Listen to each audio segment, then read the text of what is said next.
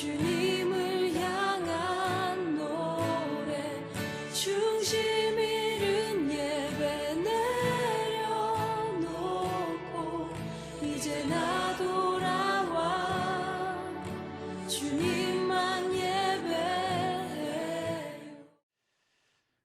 코로나의 어려운 시기를 지나면서 우리가 좀 지혜롭게 대처해야 되는 몇 가지 원칙. 첫째, 각자가 영적으로 힘을 잃거나 밀리지 않게 해야 합니다. 힘들다고 어쩔 수 없다고 넉넉고 모든 걸 포기하다 보면 영적으로 밀립니다. 그렇게 하면 안 되겠죠? 그리고 우리가요, 영적으로 밀리기 시작하면 순식간에 저 멀리까지 갑니다. 한 발짝 떨어지는 게 어렵지요. 한두 발짝 떨어지면 그 다음부터는 100발짝 멀리 가는 것은 순식간입니다. 예. 그래서 지금 상황이 좀 어렵긴 하지만, 불편하긴 하지만 영적으로 밀리지 않도록 각자가 감당해야 할 부분들을 기꺼이 감당하려고 하십시오. 이 상황에서 자기에게 주어진 상황을 잘 감당하려고 하면 무엇보다도 깨어있는 것이 필요합니다. 다 영적으로 깨어있어서 주님의 지혜를 구하고, 그래서 영적으로 힘을 잃거나 밀리지 않도록 하시기를 바랍니다. 두 번째, 기억해야 될 것, 한 길이 막히면 새 길을 찾으시기를 바랍니다. 지금 우리는 고민 없이 늘 그렇게 다니던 길이 막히는 경험을 하고 있어요. 주일날 되면 일어나서 씻고 교회 오는 게 자연스럽고요. 또 목장 모임 정한 날짜가 있으면 그날 퇴근하고 혹은 저녁 먹고 가는 게 매우 자연스러웠습니다. 늘 가던 길이었어요. 근데 그 길이 지금 막히고 있잖아요. 다니던 길이 막혔다고 길이 없어진 건 아니에요. 다른 길이 있어요. 찾아야 돼요. 여러분, 우리가 고속도로를 다니다 보면 가끔씩 고속도로 공사를 하잖아요. 길을 막고 공사를 합니다. 아주 특별한 경우, 교각을 설치한다거나 하는 경우를 제외하고는 길을 완전히 막지는 않아요. 길을 막아도 어떡합니까? 우회도로 반드시 내놓습니다. 이 길 막기 전에 우회도로 내놓고 길을 막아요. 그 정도가 아니면 차선을 감소시키죠. 4차선인데 2개 차선만 다니게 한다거나, 또 공사가 커지면 1개 차로만 이용하게 하고 나머지 3차선을 막아요. 그렇기 때문에 공사를 해도 불편하긴 하지만 그 길을 다 지나갈 수는 있단 말이에요. 지금의 상황도 똑같습니다. 우리가 늘 다니던 길이 막혔다고 길이 없어진 건 아니에요. 잘 보십시오. 열린 길이 있을 거예요. 그러니까 늘 다니던 길이 막히면 새 길을 빨리 찾아야 됩니다. 아무래도 그 길이 좀 구불구불하거나 좁을 수는 있을 것입니다.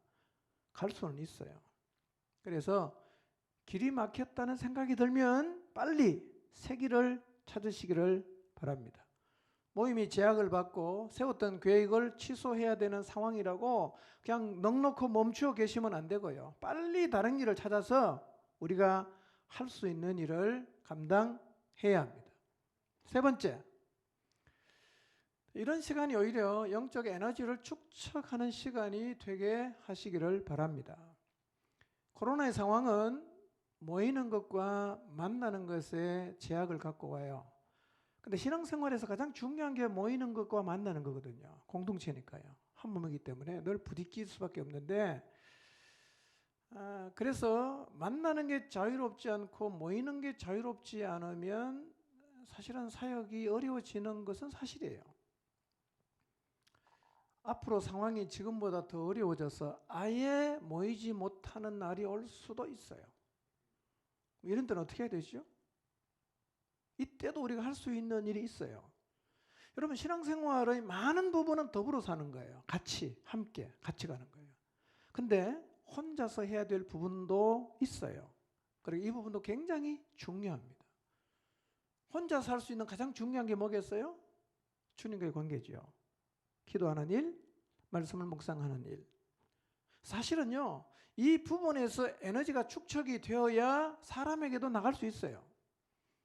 그래서 이 코로나의 상황 때문에 모이는 일과 만나는 일이 제약을 받아도 우리는 오히려 이 시간을 영적 에너지를 축적하는 기회로 삼아야 합니다. 그래서 지금은요, 여러분 만나는 게 잘 원활하지 않으면 길을 찾아야 되지만 동시에 이런 때일수록 우리가 해야 될 일은 영적 에너지를 축적하는 일을 해야 돼요. 이 일에 힘을 쏟으시기 바랍니다. 그러니까 못 모이는데 보니까 더 강해져 있고 못 모이는데 보니까 더 세져 있어야 돼요. 예.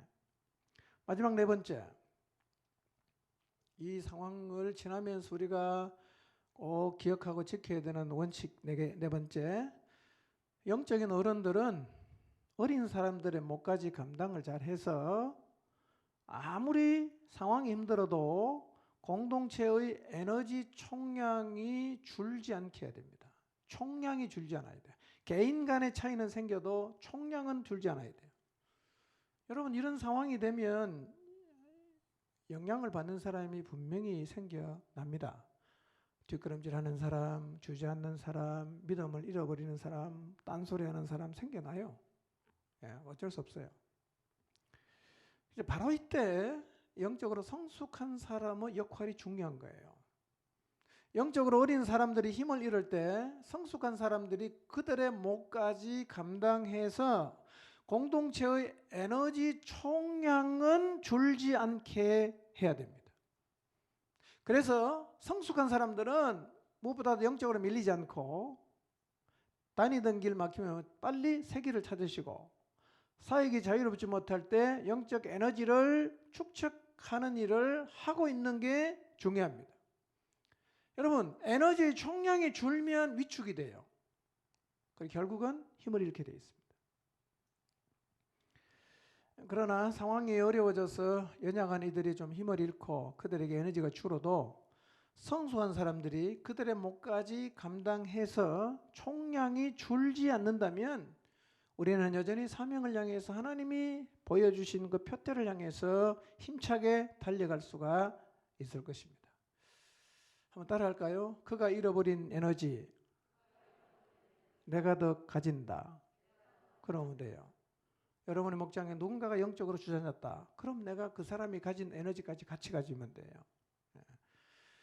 그래서 어려운 때일수록 성숙한 사람들이 깨어있는 것이 중요합니다.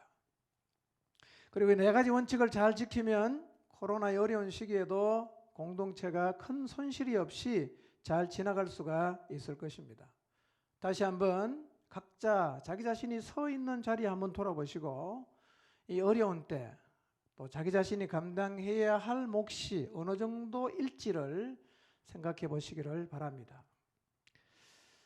계속해서 신앙의 기본 자세에 대해서 말씀을 상고하겠습니다. 신앙의 기본 자세는 언제나 본질에서 나옵니다. 본질에서 나와요. 그래서 본질을 유지하는 것, 본질 앞에 서는 것은 너무 중요하다는 사실을 마음에 꼭 새겨 두시기를 바랍니다. 본질이 중요해요. 본질 앞에 서야 됩니다. 이거 잃어버리면 우리는 영적으로 헤맵니다. 바로 헤매게 돼 있어요. 지난주에 상고한 하나님의 말씀을 절대 진리로 받는 부분과 오늘부터 상고할 하나님 말씀에 순종하는 것은 거의 한 덩어리입니다. 따로 설명하지만 사실은 붙어 있어요. 그리고 이 두 가지의 기본 자세는 본질 앞에만 딱 서면 그냥 갖춰져요. 여러분, 본질 앞에 안 서고 이 신앙의 기본 자세를 갖추려고 하면 신앙생활이 너무너무 어렵습니다. 그리고 안 돼요. 근데 본질 앞에 딱 서면 이 자세가 그냥 나온단 말이에요. 그냥 나오는 거예요. 그러니까 이 자세가 뭔지를 아는 것도 중요하지만 더 중요한 건 뭐죠? 본질 앞에 서는 거예요. 본질이 뭐죠? 그분은 하나님, 나는 피조물. 그분은 사명을 주신 분, 나는 사명을 받는 분. 그분을 만나야 나보고 무슨 사명을 주었는지를 알 수가 있지 않겠어요? 그분을 안 만나면 내가 누군지도 모르게 돼 있어요. 우리는 하나님이 우리에게 자기 자신을 알려주신 것만큼만 알 수 있어요. 왜냐하면 원래 우리는 존재를 안 했거든요. 근데 하나님 우리를 만들었잖아요. 마치 뭐가 같으냐면 여러분 카톡 방에 말이에요. 그룹으로 이렇게 초대하잖아요. 초대했는데 지금까지 얘기를 쫙 나눴어요. 근데 한 명을 더 추가로 초대했어요. 이 사람은 이전에 걸 압니까 모릅니까? 하나도 모르잖아. 뭐만 알 수 있겠어요? 새로 왔으니까 위에서 했던 얘기를 가르쳐주면 가르쳐 주는 것만큼은 안단 말이에요. 똑같아요. 우리는 원래부터 존재한 존재가 아니었어요. 하나님이 만들었어요. 그전 일은 하나도 몰라요. 그전 일을 어떻게 할 수 있냐? 하나님이 가르쳐 주는 만큼만 알 수 있단 말이에요. 본질 앞에 서야 나를 알아요. 날마다 본질 앞에 서시기를 바랍니다. 그러니까 본질 앞에 서면 기본 자세가 자연스럽게 갖추어진다는 얘기는 역으로 말씀드리면 본질 앞에 서지 못하면 이 기본 자세가 안 나온단 말이에요. 안 나와요. 본질 앞에 안 서면 하나님 말씀을 절대 진리로 받는 게 안 돼요. 본질 앞에 서지 않으면 하나님 말씀의 순종이 안 된단 말이에요. 사실 이거는요, 어떤 부분으로 보면 노력이 필요하지만 어떤 측면으로 보면 노력으로 되는 건 아니에요. 그냥 흘러가는 거죠. 흘러가는 거죠. 그래서 언제나 그렇습니다. 본질을 잃게 되면 신앙의 자세는 흐트러집니다. 이게 흐트러지면 하나님을 대적할 수도 있고요. 하나님 불순종할 수도 있고요. 패역한 행동도 서슴없이 할 수가 있습니다. 오늘은 이런 사례들을 몇 가지 살펴볼 텐데요. 이런 사례를 보면서 우리의 모습을 돌아보는 시간이 되었으면 합니다. 자, 본질을 잃어버릴 때 나타나는 여러 현상들, 여러 태도, 모습들이 있는데요. 한번 몇 가지 살펴봅니다. 첫 번째는 본질을 잃어버리면 이런 태도가 나와요. 예레미야 32장 1절에서 5절인데요. 읽지는 않겠습니다. 자, 오늘 제가 몇 구절 성경을 읽을 때 두 왕이 나옵니다. 하나는 시드기야라는 왕이 나오고 하나는 여호야김이라는 왕이 나오는데 이게 누가 먼저 있었는 왕인지 어느 때 사람인지는 기본적으로 이해하면 좋습니다. 두 사람밖에 아니니까 이해하기 쉬울 거예요. 여호야김이 왕이었을 그 왕에 있다가 그 다음에 여호야긴이 왕이 돼요. 그 다음에 시드기야가 왕이 돼요. 그러니까 시드기야하고 여호야김하고 누가 먼저 왕입니까? 여호야김이에요. 근데 시드기야 때는 유다가 망해요. 망할 때 있었던 왕이 시드기야고 망하기 전전 왕이 여호야김이에요. 그걸 이해하고 들으시기 바랍니다. 여호야김 하면 시드기야보다 앞에 사람, 시드기야 하면 여호야김보다 뒤에 왕, 유다가 망했을 때 왕. 그렇게 이해하시면 좀 헷갈리지 않을 겁니다.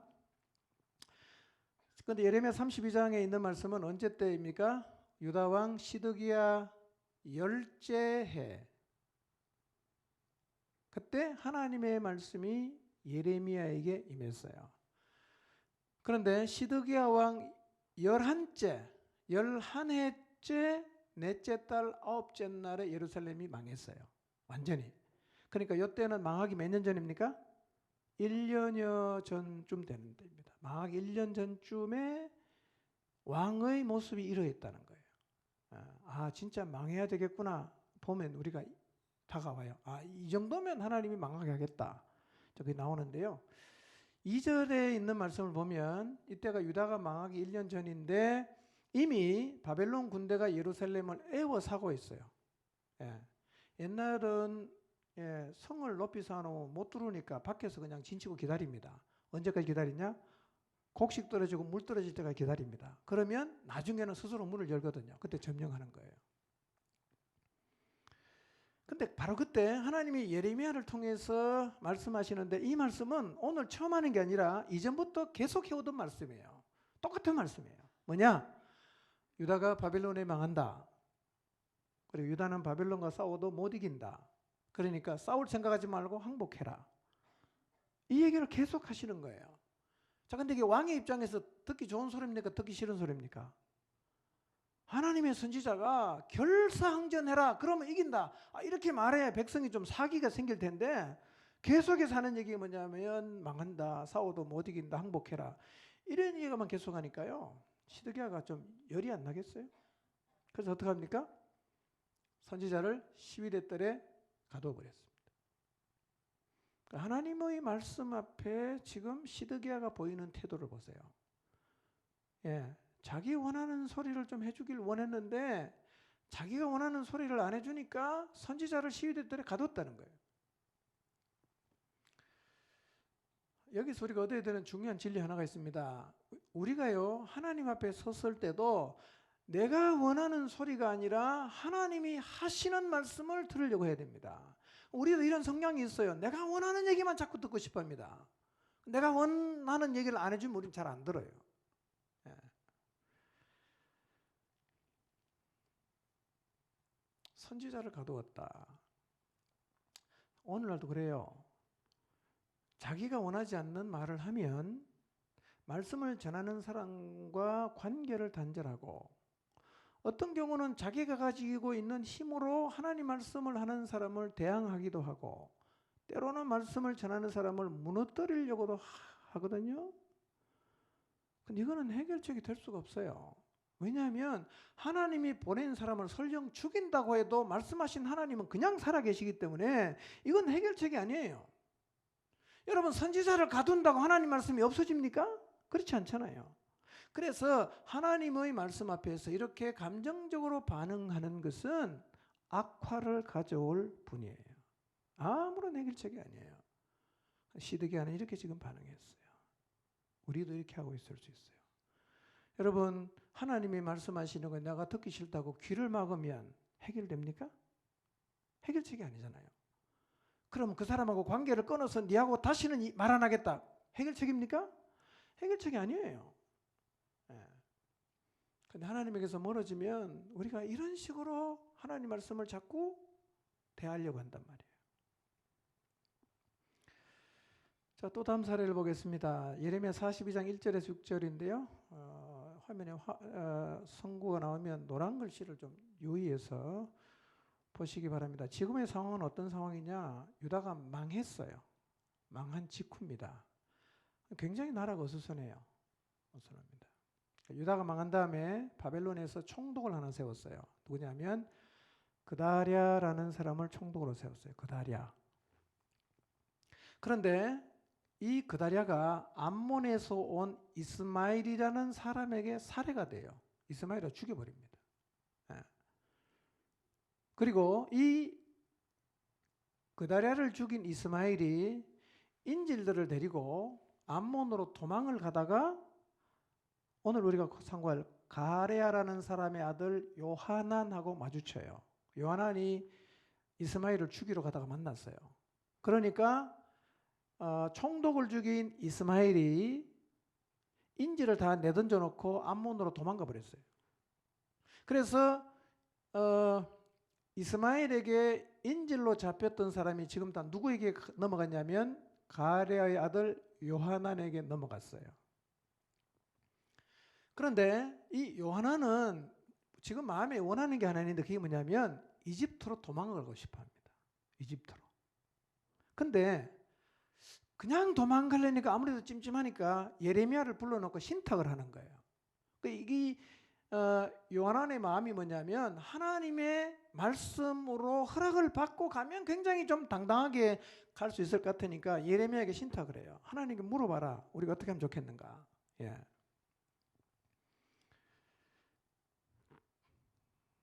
(2절과 3절을) 보면 예레미야가 기도해서 하나님께서 우리가 가야 할 길과 우리가 해야 할 길을 우리에게 알려달라고 내가 기도하겠다.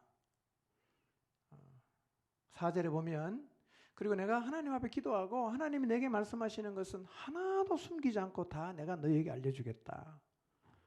5절부터 6절에 보면 그들도 예레미야에게 약속을 해요.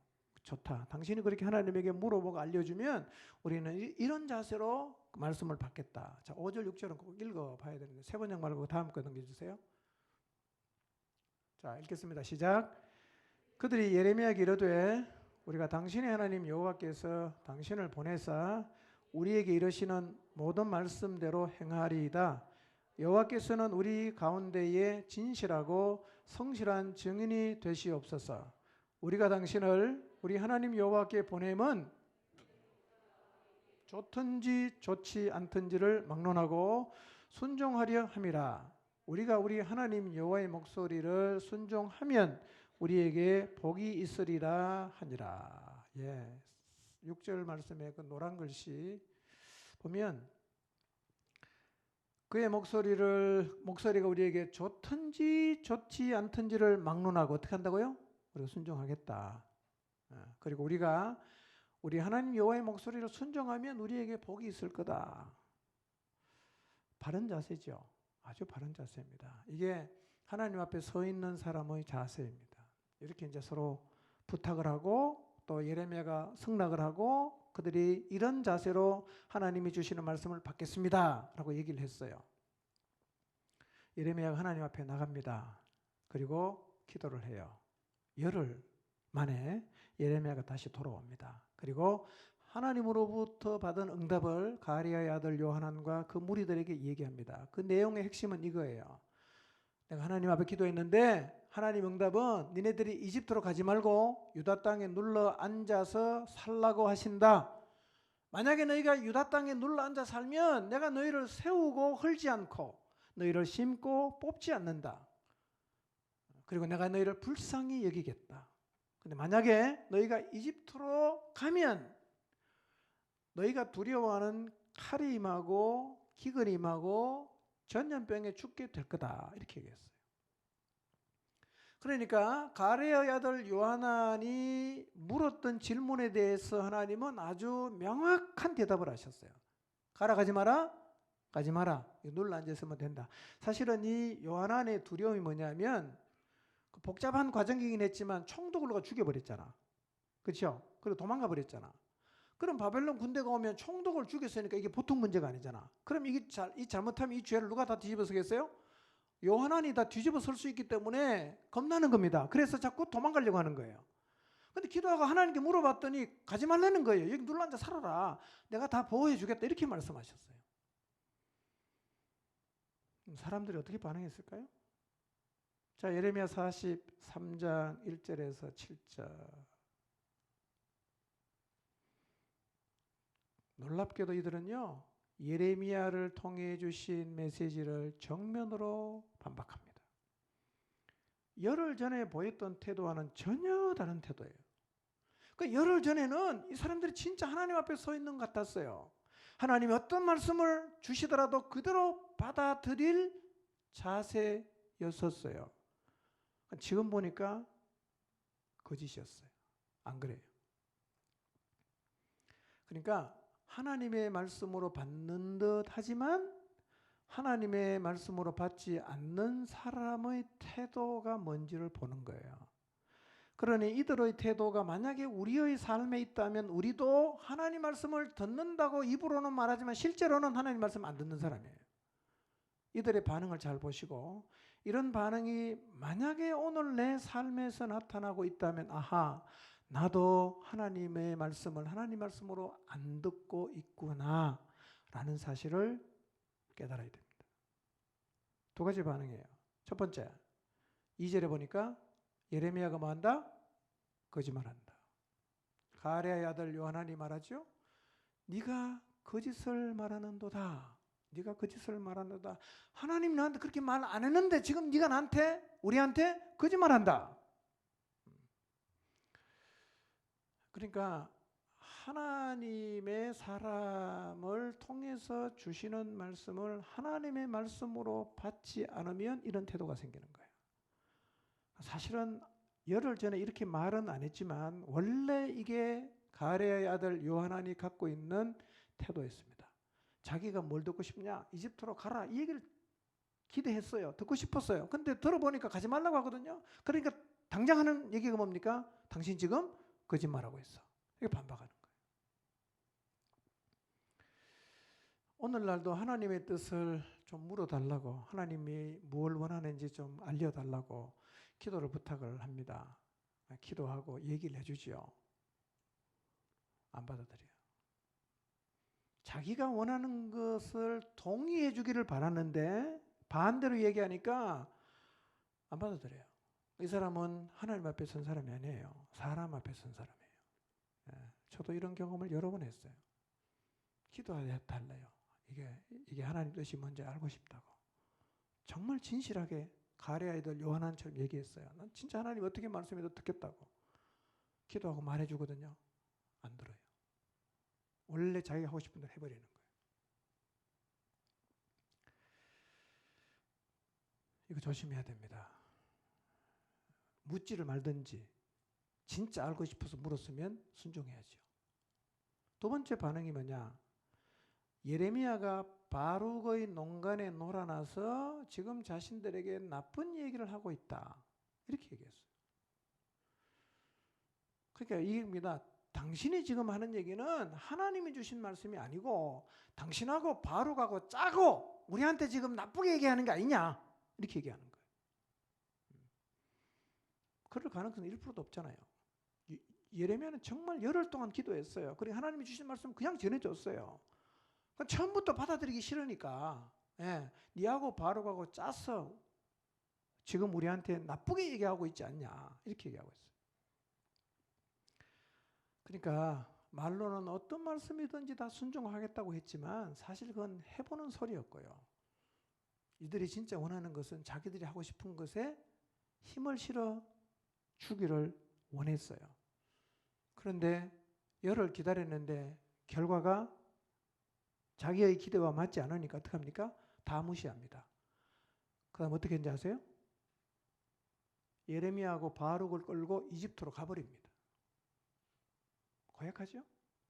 왜 물어요? 그럼 처음부터 그렇게 가지.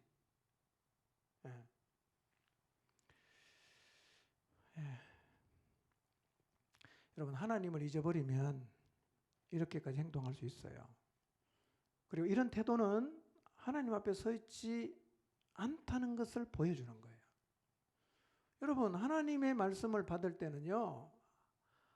하나님이 주시는 말씀으로 받아야 합니다. 그래야 내 생각과 맞지 않는 말씀을 하셔도 내가 순종할 수가 있어요. 하나님 앞에 서니까 순종해야 되지 않겠어요? 근데 사람 앞에 서면 자꾸 토를 답니다. 내 마음에 안 드는 말을 하면. 결국은 안 하겠다는 얘기죠. 데살로니가 전서 2장 13절 한번 읽어보겠습니다. 시작. 하나님께 끊임없이 감사함은 너희가 우리에게 들은 바 하나님의 말씀을 받을 때에 사람의 말로 받지 아니하고 하나님의 말씀으로 받음이니 진실로 그러하다. 이 말씀이 또한 너희 믿는 자 가운데에서 역사하느니라. 자, 하나님 말씀은 어떻게 받을 때 역사한다고요? 여러분 하나님이 말씀은요 대개는 사람을 통해서 합니다. 하나님이 직접 말씀하시는 경우는 진짜 손에 꼽을 정도예요. 다 세운 사람을 통해서 말씀을 하십니다. 그러면 하나님이 사람을 세워놓고 말씀하시면 그걸 누구 말로 받아야 됩니까?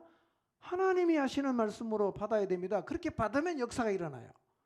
신약에 와서 데살로니가 교회가 6개월밖에 안 됐는데 굉장한 일이 벌어졌습니다. 그 이유가 뭐냐 이렇게 얘기하는 거예요. 너희가 내가 전해주는 말을 받을 때 사람의 말로 받지 않고 뭘로 받았다? 하나님이 주시는 말씀으로 받았더니만 그 말씀이 또한 너희 가운데 역사를 했다. 이렇게 사도 바울이 얘기를 하고 있어요. 여러분 하나님 우리에게 말씀하시는 방법은 여러 가지입니다. 때로는 성령의 감동으로도 말씀하시기도 하고요. 또 이렇게 예배 시간에 설교를 통해서 말씀하시기도 하고 큐티를 할 때 말씀하시기도 하고 성경을 읽을 때 하나님이 여러분에게 말씀할 수도 있는데 그렇게 하시는 이 모든 말씀은 하나님의 말씀으로 받아야 합니다. 그렇게 받아야 옥합을 깨트릴 수가 있어요. 그렇게 받아야 배도 버리고 그물도 버릴 수 있어요. 그렇게 받아야 밤새도록 고기를 잡았는데 한 마리도 안 잡혔어요. 그런데 어부의 상식을 다 내려놓고 그물을 다시 내릴 수도 있고요. 여러분 주님이 가서 마지막 예루살렘 입성할 때 나귀 새끼 풀어라고 했는데 그거 어떻게 들으면 뭘로 들립니까? 나무나귀 도둑질해 오라는 소리로 들리지 않습니까? 누가 뭐라고 하면 죽어 쓰시겠다. 이게 순종할 수 있는 말이에요? 그 하나님 말씀으로 받고 갔더니만 나귀 새끼 풀어왔어요. 그 나귀 새끼를 타고 예수님이 예루살렘 성으로 입성을 하셨어요. 이방인인 고넬료에게 복음을 전하러 가는 것. 여러분 그 일 있고 난 다음에 베드로가 유대인에게 얼마나 공격받았는지 아세요? 11장 읽어보세요. 똑같은 얘기 또 설명합니다. 이유가 뭐냐? 이방인하고 함께 먹었다는 거예요. 유대인들은 음식 문화가 대단해요. 주일이 아주 대단하거든요. 지금도 성지 순례를 가면 어떤 나라든 우리나라 음식 다 먹을 수 있어요. 근데 예루살렘에 가면 못 먹습니다. 자기들이 허용하는 음식에는 식당에 아예 못 들어갑니다. 지금도 그래요. 그러니 그 당시에 고넬료의 집에 가서 음식을 먹었으니까 그게 사실은 그 분위기를 아는 이 베드로 입장에서는요 고넬료의 집에 가서 음식 먹는 게 쉽지 않아요. 최초로 그랬거든요. 근데 하나님이 말씀하시니까 할 수 있는 거죠. 바울이 복음을 전하다가 아시아에서 가다가 계속 길이 막혀요. 근데 자꾸 성령께서 마게도냐로 가라고 하십니다. 한 번도 그쪽 계획도 안 했는데 계획에 없던 마게도냐로 어떻게 갈 수 있냐? 하나님이 말씀하셨다고 받으니까 갈 수가 있었다는 거예요. 참다운 순종은 어디서 나오느냐? 하나님 앞에 서야 가능합니다. 하나님 앞에 서지 않으면 내 마음에 드는 건 순종할 수 있어요. 근데 하나님 말씀은 순종 못합니다. 하나님 앞에 서시기 바랍니다. 하나님 말씀으로 받으시길 바랍니다. 자, 이런 반응을 보인 사람도 있었어요. 예레미야 36장 20절에서 26절인데요. 읽지는 않겠습니다. 이건 누구 얘기냐면 유다왕 여호야김의 이야기입니다. 여호야김 누군지 아시죠? 시드기야 전 왕이에요. 왕이 된 지 4년이 됐어요. 근데 하나님으로부터 예레미야에게 말씀이 임했어요. 하나님 말씀하십니다. 두루마리 책을 가져다가 내가 너에게 하는 말을 기록해라. 하나님 명령을 받았습니다. 예레미야가 서기관 바룩을 불러요. 그리고 하나님이 주신 말씀을 자기 입을 통해서 말하고 바룩이 적기를 시작합니다. 그리고 바룩에게 말합니다. 금식일에 여호와의 성전과 유다 여러 성읍에 가서 이 두루마리를 낭독해서 백성에게 듣게 하라. 바룩이 선지자의 예레미야의 명령을 따라 이 기록된 두루마리 책의 말씀을 성전 세문 어귀 곁에 있는 그마랴라는 사람의 방에서 낭독을 해요. 이때 이 말을 두루마리 책의 글을 낭독하는 말을 사반의 손자요 그마랴의 아들인 미가야가 들어요. 그리고 생각합니다. 야, 이거는 내 혼자 들어서 될 일이 아니라 왕궁에 알려줘야 되겠다. 그래갖고 자기가 들은 말씀을 왕궁에 있는 고관들에게 전달을 해줘요. 그러니 고관들이 미가의 말을 듣고 난 다음에 야, 이거 우리 들어봐야 되겠다. 그래갖고 바룩에게 사람을 보내서 두루마리를 갖고 와서 다시 우리에게도 읽어다오. 낭독을 요청해요. 바룩이 와서 다 낭독을 해줍니다. 들으면서 서로를 쳐다보면서 두려워하고 막 놀라는 거예요. 그리고 이 이야기를 두루마리 책의 내용을 들은 다음에 야, 이거 우리만 알면 안 되고 왕에게 알려줘야 되겠다. 그렇게 결정을 합니다. 그래서 묻습니다. 이 책이 어떻게 기록이 되었냐? 바룩이 설명을 합니다. 그런데 이 내용이 현 정권에 대해서 너무나 비판적이거든요. 그래서 고관들이 시킵니다. 바룩하고 예레미야, 당신들은 숨어 있어라. 왕이 찾을지 모르니까 숨어 있어라. 숨겨놔요. 그 다음에 그 두루마리 책을 가지고 왕 앞에서 여훗이라는 사람이 읽기를 시작합니다. 쭉 읽어요. 근데 그때가 아홉째 달입니다. 우리나라로 말하면 11월에서 12월 되는 겨울이거든요. 왕이 별관에 머물면서 난로를 피워놨어요. 23절에 보면. 여훗이가 두루마리 읽어요. 한 서너 쪽을 읽으면 왕이 면도칼로 두루마리를 잘라서 불에 쳐넣어버립니다. 또 서너 쪽 읽으면 또 면도칼로 잘라서 불에 쳐넣어요. 여러분, 이 여호야김의 아버지가 누구냐면 요시야거든요. 요시야 왕은 율법책의 말씀을 듣고 너무너무 하나님 앞에 가슴 아프고 슬프고 애통하는 마음이 생겨서 자기 옷을 막 찢고 하나님 앞에 회개했는데요. 그 아들은 자기 옷을 찢는 게 아니라 말씀을 지금 다 찢고 있는 거예요. 그래서 불에다가 집어넣어버립니다. 요야김은요, 예레미야가 구두로 하는 말보다도 이 문서로 선포되는 메시지가 더 큰 영향을 준다는 사실을 알고 있으니까 이 말씀 자체를 없애버리기로 작정을 한 겁니다. 마치 성경을 불태우는 것 똑같은 거예요. 그러니까 하나님 말씀을 없애버리기로 작정한 거죠. 여러분, 하나님 말씀을 잘라 없애는 것, 불살라버리는 것 매우 심각한 범죄입니다. 이 행동은 선포된 하나님 말씀을 나는 수용할 마음이 없다. 그리고 그걸 잘라서 불에 넣는 얘기는 하나님 하려면 마음대로 해보시오. 나도 내대로 가겠습니다. 이거 완전히 막 가는 겁니다. 창조자 하나님 앞에 그가 피조물로 요시야처럼 섰다면 이렇게 할 수는 없었을 것입니다. 그가 진짜 크신 하나님 앞에 섰다면 자기 자신의 옷을 찢어야 했을 것입니다. 그런데 창조주 하나님 앞에 서질 않으니까 감히 하나님의 말씀을 적은 두루마리를 찢어서 난로에 집어 넣어버리는 거예요. 여러분, 회사의 사장이 준 문서를 우리가 찢어서 이렇게 버릴 수 있나요? 대통령이 준 문서를 우리가 찢어서 불에 넣을 수 있나요? 하물며 하나님의 말씀을 기록한 하나님의 말씀을 우리가 이렇게 할 수가 있겠어요? 그래서 25절과 26절에 보면 신하들이 만류합니다. 그러지 마시라고, 그렇게 하면 안 된다고. 말 안 들어요. 다 태워버립니다. 그리고 나서 다 듣고 나서는 왕자와 몇 사람을 시켜서 서기관 바룩과 예레미야를 잡아오라고 보내는 거예요. 요야김이 너무 멀리까지 갔어요. 여러분, 누구라도요, 본질을 잃어버리면 이렇게까지 멀리 갈 수 있습니다. 말씀을 전하는 선지자를 가두고 자기가 원하는 얘기를 안 해준다고 선지자의 말을 거짓으로 몰아붙이고 짜고 지금 나한테 나쁜 말을 한다고 단정짓고 거부하고 말씀을 적은 두루마리를 태우는 이 자세는 하나님에게서 아주 멀어져 있음을 보여주는 것입니다. 만약에 우리의 삶에서 이런 모습이 있다면 그것이 바로 우리의 신앙의 현주소가 어떠한지를 보여주는 거예요. 여러분, 우리의 마음속에 하나님 말씀이 다시 살아나야 하고 그 말씀 앞에 제대로 반응을 해야 됩니다. 여러분, 예레미야서는 유다가 패망하기 직전에 아주 어수선한 상황, 패망하는 과정, 패망하는 이유를 기록하고 있어요. 그러니까 우리가 읽어봐도 예레미야서를 보면 유다가 굉장히 어지럽습니다. 어수선해, 뭔가 이렇게 정리되어 있지 않는 느낌이에요.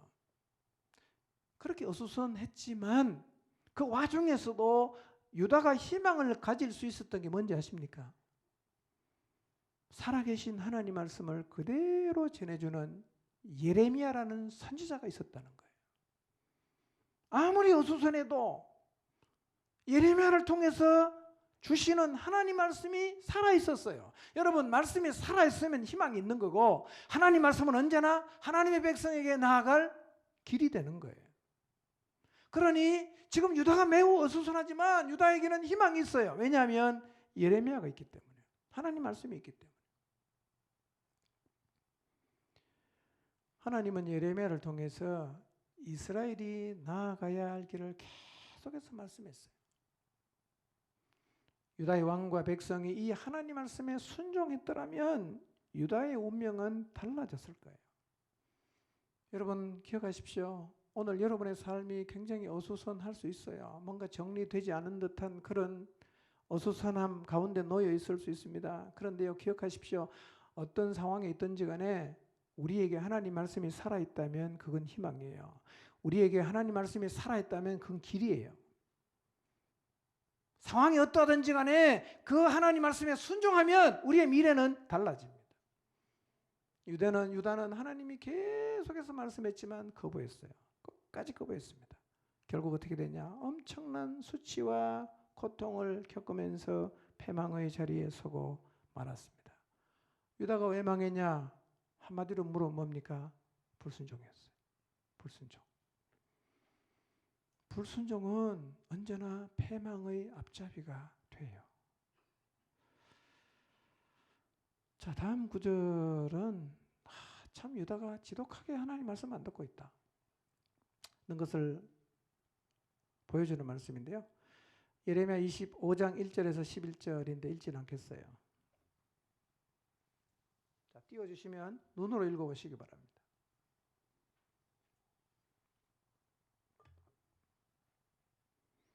이 말씀도 요시아의 아들 여호야김이 즉위한 넷째 해에 유다의 모든 백성에 관해서 하나님이 예레미야에게 주신 말씀이에요. 선지자 예레미야가 3절에서 이렇게 말하죠. 유다의 왕 아몬의 아들 요시야 왕 13째 해부터 오늘까지 몇 년 동안? 23년 동안 내게 임한 여호와의 말씀을 꾸준하게 일러줬지만 너희는 뭘 안 했다? 순종 안 했다. 몇 년 동안? 23년 동안 순종 안 했다는 거예요. 4절에 그의 모든 종 선지자를 끊임없이 보내셨으나 너희가 뭘 안 했어요? 순종하지 않았다. 그리고 또 뭘 안 했어요? 귀를 기울이지도 않았다. 7절에 유다는 다른 신을 섬기지 말라고 했지만 그 말에 순종하지 않았어요. 8절에 하나님 말씀도 듣질 않았어요. 9절 그래서 하나님은 바벨론의 느부갓네살을 불러다가 이 땅을 쳐서 진멸하고 영원한 폐허가 되게 할 것이고 11절 유다 민족들은 나라를 잃어버리고 70년 동안 바벨론의 포로로 잡혀가서 바벨론 왕을 섬기게 될 것이라고 말씀하셨어요. 여러분 어떻게 23년 동안 하나님 말씀을 계속 안 들을 수 있죠? 진짜 지독하게 안 들은 겁니다. 지독하게 안 들었어요. 어떻게 하나님 백성이 이렇게 하나님 말씀을 안 들을 수 있죠? 23년 동안 대를 물러가면서 안 들었어요.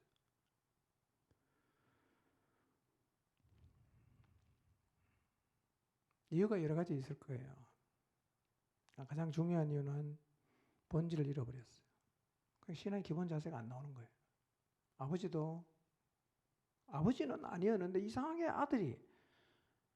아하스의 아들이 히스기야고 히스기야 아들이 므낫세인 참 이게 불가사의한 일이에요. 그런데 요시아의 아들 요야김이 이것도 불가사의한 일이야. 예.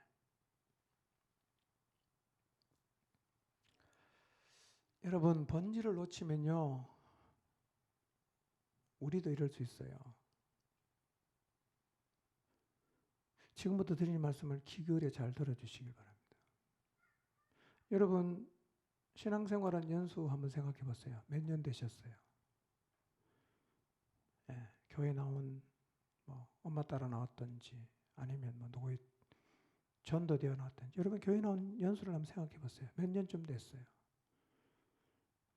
짧게는 몇 년 된 분도 계실 테고요. 길게는 수십 년 된 분도 계시겠죠. 20년, 30년, 40년. 자, 그러면 스스로에게 질문해 보십시오.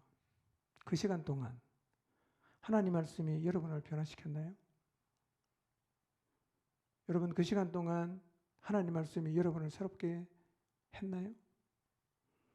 아니면 20년 전이나 지금이나 똑같은 모습을 갖고 있나요? 여러분 유다 사람들이 요시아부터 요야김 때까지 23년 동안 내가 사람을 보내서 계속 얘기를 해도 너희가 내 말을 안 들었다고 했는데 이게 유다만의 얘기겠어요? 우리 중에는 23년 훨씬 더 이상을 교회를 꼬박꼬박 나오면서도 하나님 말씀을 계속해서 불순종하는 고질적인 불순종의 자세를 가지고 있을 수도 있어요. 그럼 몇 년 동안 교회 다니셨어요? 지금 여러분의 태도를 한번 돌아보십시오. 사람이 본질을 잃어서 하나님에게서 멀어지게 되어서 하나님 말씀을 듣지만 늘 사람의 말로 듣는 그런 자세를 갖게 되면 100년이 지나도 하나님 말씀 계속해서 불순종합니다. 200년 살 수 있다면 200년과도 똑같습니다. 유다의 23년의 고질적인 불순종의 유다 얘기가 아니에요. 우리 얘기입니다. 제가 볼 때 오늘 교회 안에 이런 사람이 적지 않습니다. 수십 년을 교회 다니는데 그 하나님 말씀을 대하는 태도가 하나도 안 바뀌어요. 그대로입니다. 그대로. 똑같아요.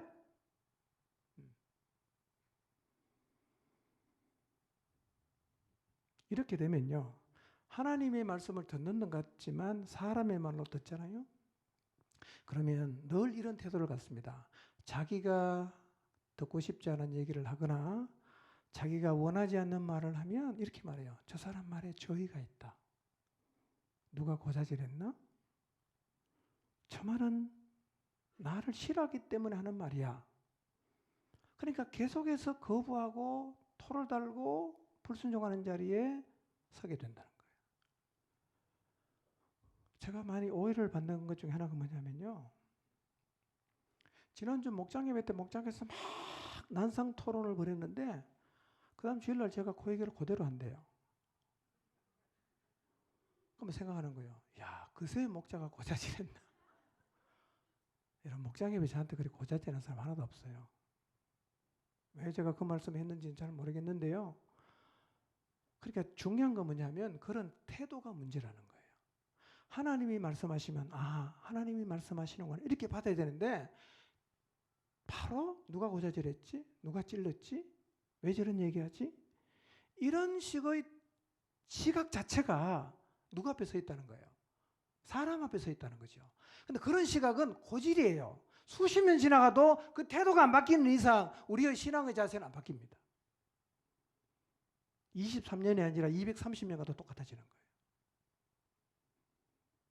혹시 그런 고질적인 불순종의 자세가 내게는 없는지를 한번 돌아보세요. 충분히 그럴 수 있어요.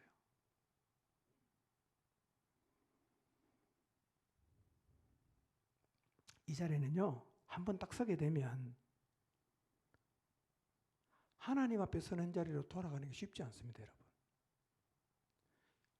바로 옆에 있는 것 같은데 굉장히 멀어요. 잘 못 돌아갑니다. 그래서 이 자리에 한번 서서 거의 평생을 이런 자세와 태도를 가지고 신앙생활을 하는 사람도 있어요. 유다의 23년이라는 그런 의미입니다, 여러분.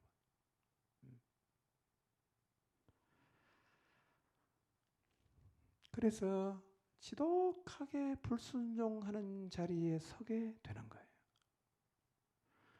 자, 37장 1절에 절 한번 볼까요? 읽겠습니다. 시작.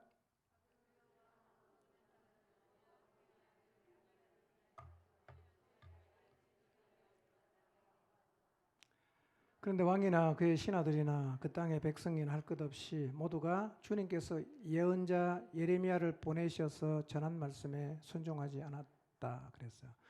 여호야김의 아들 고니야가 여호야긴이에요. 긴은 아주 작게 있었습니다. 그 다음에 누가 왕이 됐죠?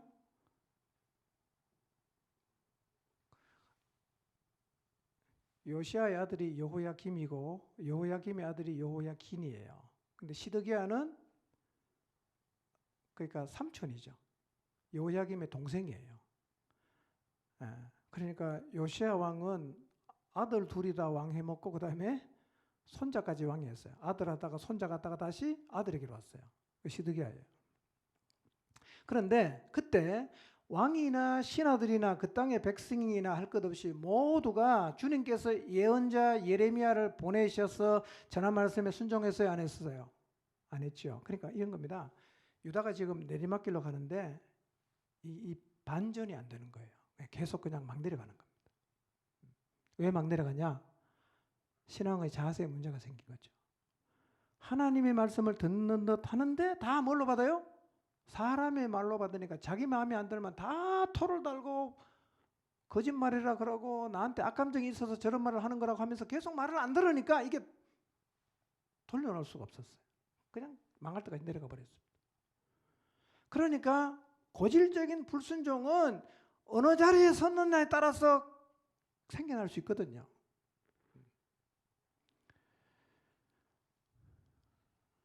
불순종의 역사가 깊어지면서 유다가 망했는데 오늘 우리는 어떻게 하고 있을까요? 하나님 앞에서.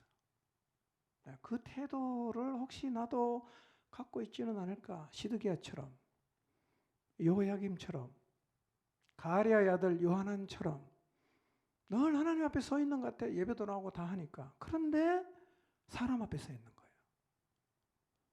그러니까 일부는 순종하지만 자기 마음이 안 들면 순종하기보다는 늘 토를 다는 겁니다. 순종 못하는 이유만 계속돼요. 그래 되면 어떻게 되냐? 지독한 불순종의 삶이 계속 이어진단 말이에요. 이 자리에 벗어나야 돼요. 이 자리에서 벗어나야 됩니다. 이 자리에서 벗어날 수 있는 방법이 있을까요? 뭐겠어요? 다시 하나님 앞에 서는 거예요. 다시 하나님 앞에. 하나님 말씀을 들을 때도 사람을 통해서 말씀하지만 사람의 말로 받지 말고 하나님의 말씀으로 받는 자리로 돌아가야 됩니다. 하나님 앞에 서는 것 같은 게 아니라 진짜 하나님 앞에 서야 됩니다. 서는 척만 하지 말고 진짜 하나님 앞에 서는 자리로 옮겨가야 됩니다. 제가 볼 때 이거는요, 기적이 일어나야 됩니다. 쉽지 않아요. 이미 하나님 앞에 서는 듯 하면서 사람 앞에 서는 것이 패턴이 되면 그걸 내려놓고 하나님께로 다시 돌아가는 거는요, 기적이 일어나야 됩니다. 안 그러면 못 돌아가니까. 그러니까 불순종이 계속 이어지는 거예요.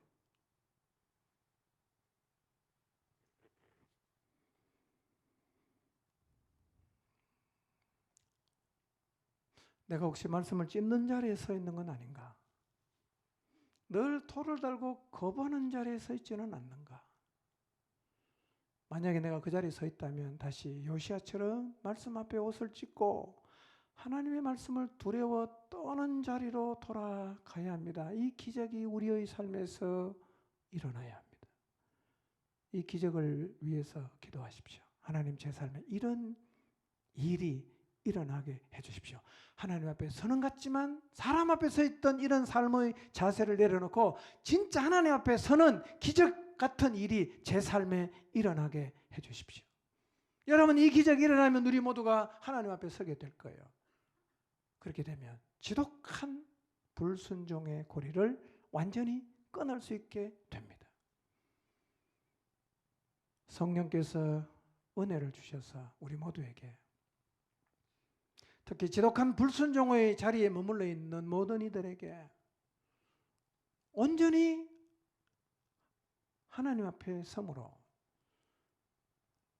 지금까지 계속 이어져 왔던 이 불순종의 고리를 완전히 끊어내는 은혜를 허락해 주시기를 바랍니다. 이 은혜가 있어야 우리의 삶에 반전이 일어날 수 있습니다. 우리가 여전히 희망을 가질 수 있어요. 이유가 뭐냐? 하나님 살아계시고 우리에게 늘 하나님 말씀이 있어요. 이 하나님 말씀을 하나님 말씀으로 받아서 순종하는 자리로 돌아갈 수만 있다면 상황이 어떠든지 우리는 여전히 희망을 말할 수 있고 희망 가운데 우리의 남은 인생을 살아가게 될 것입니다. 불순종의 고리를 완전히 끊어낼 수 있는 기적 같은 은혜를 하나님께서 우리 모두에게 허락해 주시기를 간절히 축원합니다.